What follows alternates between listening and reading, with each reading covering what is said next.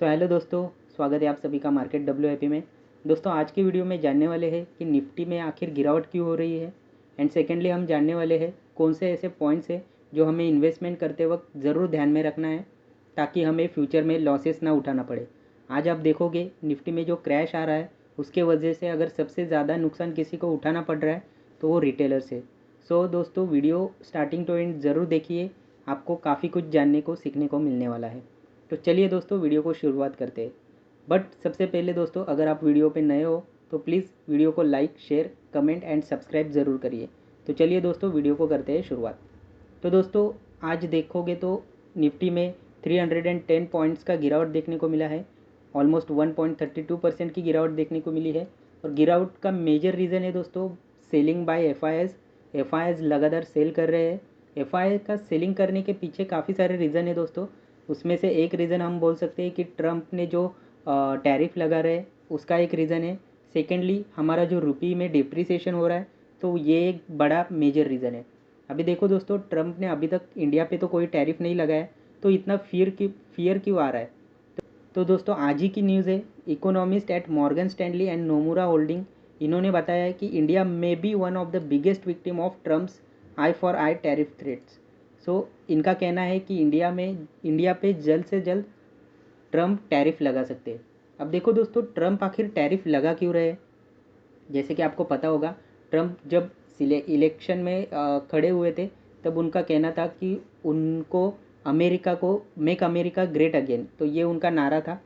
And उसके लिए उन्होंने काफ़ी सारे प्लान्स थे जो अभी आप देखोगे टैरिफ्स के रूप में आपको देखने को मिलते हैं। इसके लिए दोस्तों हम लोग बात करेंगे, देखो ये एक बैलेंस ऑफ ट्रेड टेबल है। अब देखो दोस्तों सिंपल सी बात है, अगर आपकी GDP, अगर आपको इकोनॉमी आपकी आगे बढ़ानी है तो आपको ट्रेड में सरप्लस लाना होगा। और आप देखोगे कई सारे देश है जहाँ पे USA ट्रेड सरप्लस नहीं बल्कि ट्रेड डेफिसिट में जा रहा है। जहाँ पे आप देखोगे कनाडा में ये जो माइनस में दिख रहा है आपको, यहाँ पे USA ट्रेड डेफिसिट में है। तो इसलिए USA क्या कर रहा है, ये ट्रेड डेफिसिट को ट्रेड सरप्लस करना चाहता है, इसलिए यहाँ पे टैरिफ लगाए दिए गए हैं। अब देखो दोस्तों यहाँ पे आपको नंबर्स दिखेंगे। अब देखो दोस्तों यहाँ पे आपको नंबर्स दिखेंगे, यहाँ पे एक्सपोर्ट है, यहाँ पे इंपोर्ट्स है।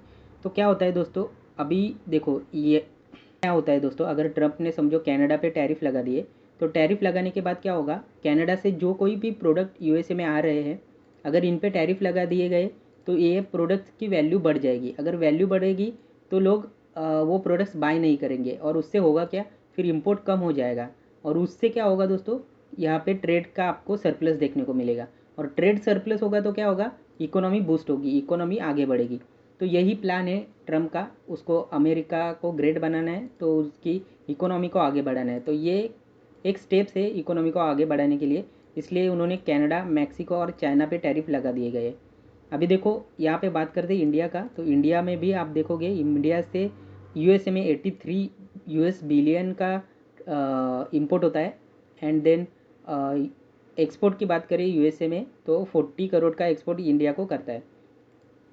तो यहीं पे भी आप देखोगे इंडिया में भी ट्रेड इम्बैलेंस दिख रहा है, ट्रेड डेफिसिट दिख रहा है USA में। तो इसलिए मॉर्गन स्टैनली एंड नोमुरा का ऐसा मानना है कि आने वाले समय में शायद ट्रम्प इंडिया पे भी टैरिफ लगा सकते हैं, सो दैट कि उनका ट्रेड जो डेफिसिट चल रहा है उनको ट्रेड सरप्लस में लाया जाए। अभी आज की डेट है 11 फरवरी। 13 फरवरी को मोदी जी USA में जा रहे हैं ट्रम्प को मिलने के लिए। तो दोस्तों आई होप कि ट्रम्प मोदी के मीटिंग के पहले कोई टैरिफ ना डिक्लेयर कर दे। दोस्तों यही रीज़न है कि आज आपको देखने को मिला FIS का बड़ी सेलिंग एंड बड़ी गिरावट देखने को मिली निफ्टी में। तो आइए दोस्तों बात कर लेते हैं कि आखिर कौन से पॉइंट है जो इन्वेस्टमेंट करते वक्त हमें ज़रूर ध्यान में रखना चाहिए। तो देखो दोस्तों अगर आप किसी भी शेयर में इन्वेस्ट कर रहे हो तो सबसे पहले हमें जानना चाहिए कि कंपनी का बिजनेस क्या है। देखो दोस्तों अगर आप शेयर बाय कर रहे हो तो आप समझिए कि वो कंपनी के आप मालक बन रहे हो। अगर आप मालक हो तो आपको समझना चाहिए कि कंपनी कर क्या रही है, कंपनी का बिजनेस क्या है। अब इसका फ़ायदा क्या होता है दोस्तों, अगर आपको बिजनेस पता है तो आपको अगर कोई भी अगर न्यूज़ आती है तो आपको पता चलेगा कि वो न्यूज़ का मेरे बिज़नेस पे क्या इम्पैक्ट होने वाला है। और अगर आपको दिखेगा अगर बिज़नेस पे इम्पैक्ट होने वाला है तो आपको रीज़न मिलेगा एग्जिट करने के लिए। ठीक है, ये एक पॉइंट हो गया। दूसरा आपको देखना है दोस्तों स्टॉक का पी हमेशा दोस्तों अगर 30 के नीचे रहेगा तो that will be very safe. उसमें रिस्क काफ़ी कम रहता है। अगर हाईली वैल्यूड कंपनी रहेगी तो जब भी निफ्टी में करेक्शन आता है तो ऐसे कंपनियां में ज़्यादा से ज़्यादा गिरावट देखने को मिलता है। तो ऑलवेज़ आप ध्यान में रखिए कि P30 के नीचे अगर होगा तो that will be very good. फिर दोस्तों हमें देखना है क्वार्टरली रिजल्ट्स, जहाँ पे क्वार्टरली रिजल्ट्स पे 3 पॉइंट्स देखने हैं। पहला तो सेल्स में लास्ट 3 क्वार्टर में अगर आप देखोगे, लास्ट 3 क्वार्टर में हमें इंक्रीजिंग ट्रेंड दिखना चाहिए, ठीक है। फिर ऑपरेटिंग प्रॉफिट मार्जिन हमें देखना है, ऑपरेटिंग प्रॉफिट मार्जिन एक स्टेबल रेंज में होना चाहिए या फिर इंक्रीजिंग ट्रेंड में होना चाहिए। एंड थर्ड आपको देखना है नेट प्रॉफिट में भी इंक्रीजिंग ट्रेंड दिखना चाहिए। हमें देखना है बैलेंस शीट में आना है। बैलेंस शीट में हमें देखना है दोस्तों अदर एसेट्स में इन्वेंट्रीज नहीं, अदर एसेट्स में ट्रेड रिसीवेबल्स हमें देखना है। ये अगर कम से कम हो गए तो that will be very good.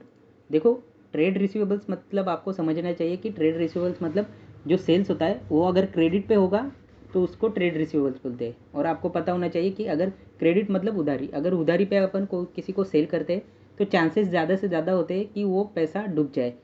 तो इसलिए एक चांसेस होता है कि पैसा डूबने के चांसेस होता है, इसलिए अगर वो कम से कम रहेगा तो दैट विल बी ग्रेट। अगर आप देखोगे, अगर मार्च 24 की बात करेंगे अपन अभी, अगर आप यहाँ पे सेल देखोगे 2568 करोड़ का सेल हुआ है, ठीक है। और अगर मार्च 24 में अगर आप ट्रेड रिसीवेबल्स देखोगे तो 1200 के ट्रेड रिसीवेबल्स है, 1200 के ट्रेड रिसीवेबल्स है।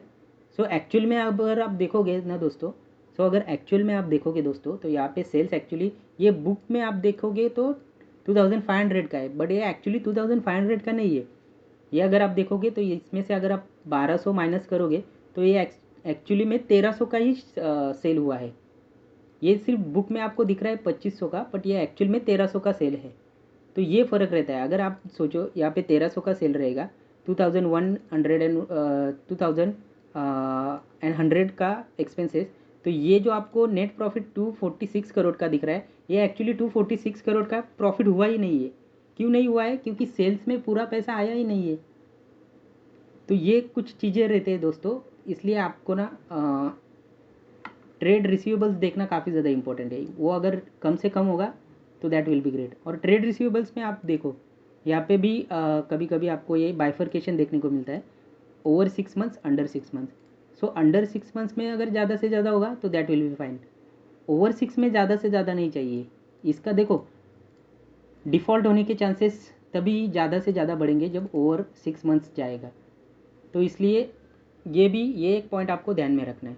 और एक दोस्तों पॉइंट आपको देखना है कि कैश फ्लो में आपको देखना है कि cash from operating activity positive होना चाहिए। बहुत से कंपनीज़ में नेगेटिव भी होता है, बट अगर पॉजिटिव रहेगा तो that will be very good point. क्योंकि आप सोचिए अगर कंपनी आपका, पहली बात तो आप ये समझिए कि कैश फ्रॉम ऑपरेटिंग एक्टिविटी मतलब कैश कितना जनरेट कर रही है कंपनी फ्रॉम डूइंग बिजनेस। अपना रेगुलर बिजनेस करके कंपनी कितना कैश निकाल रही है। तो यहाँ पे 550 करोड़ का कैश निकाल रही है कंपनी, तो दैट इज़ वेरी गुड। ये पॉइंट इसलिए ज़रूरी है दोस्तों क्योंकि आप समझिए अगर कंपनी बिजनेस कर रही है लेकिन कैश जनरेट नहीं कर रही है तो ये काफ़ी बुरा पॉइंट है, नेगेटिव पॉइंट है। अगर आप सोचिए अगर कंपनी कैश ही जनरेट नहीं कर रही है तो वो कंपनी खुद को बड़ा कैसे करेगी, कंपनी आगे कैसे बढ़ेगी? अगर कंपनी खुद को बड़ा नहीं करेगी, आगे नहीं बढ़ेगी, तो वो कंपनी हमें क्या रिटर्न कमा के देगी? सो बस दोस्तों, एटलीस्ट आपको ये जो मैंने पॉइंट बताए, एटलीस्ट आपको इतना पॉइंट तो ज़रूर देखना चाहिए while making investments. So I hope दोस्तों कि आपको ये वीडियो पसंद आया। अगर पसंद आया तो ज़रूर लाइक करिए, शेयर करिए एंड प्लीज़ सब्सक्राइब करिए। सो मिलते हैं अगले वीडियो में, तब तक के लिए good bye and happy investing.